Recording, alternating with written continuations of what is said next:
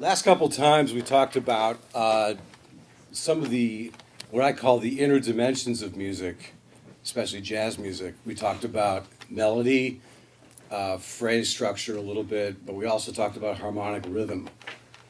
So today I want to get into another topic. I want to talk about rhythm. This is and I'm gonna call this class quantum rhythm. So if you I want to write a book someday, maybe that would be a catchy title.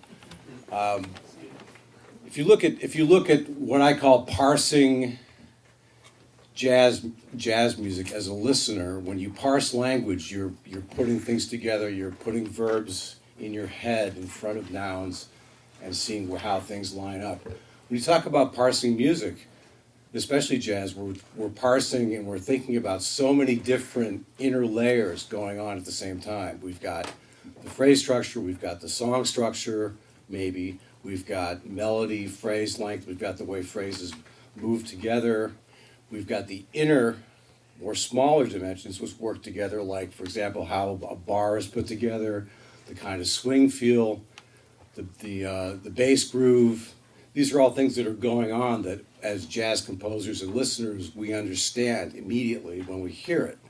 Sort of some of it is intuitive, some of it is maybe something we've learned, like, for example, when a soloist quotes another song, it takes us back into our recollection of how we have heard that song and how he fits it into the chord. Maybe he's playing it a step higher for effect.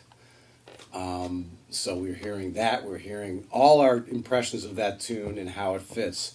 That extends us on another dimension of enjoyment and just understanding while we try and parse this music that happens in a linear fashion. It happens from beginning to end, but it's also happening in a non-linear, which has to do with how we're observing it. And that's why I'm calling it quantum rhythm, because all these rhythmic elements in jazz are happening at the same time, and they're not all linear.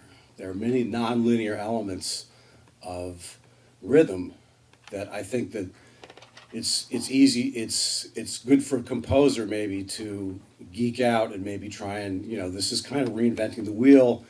It's like talking about music is difficult and we're just assigning labels to things. But maybe this kind of concept will help your writing, especially help your understanding of jazz writing. Principally because jazz exists on a grid, usually. It's a grid, a pulse, let's say 4/4, 1, 2, 3, 4, 1, 2, 3, 4. So modern classical music, at least the way I learned it, the pulse is for the benefit of the player pretty much exclusively.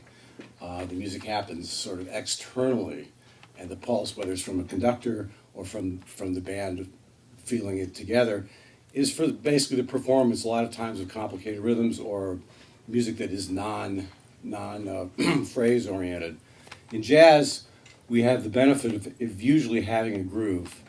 And even if there's no groove, we have a sort of understanding about where the groove should be, or where things happen, where structures happen because of the tradition of improvisation and composition. If you play like a composer, you can actually communicate all this sort of time element, even in a free jazz concept. So I want to look at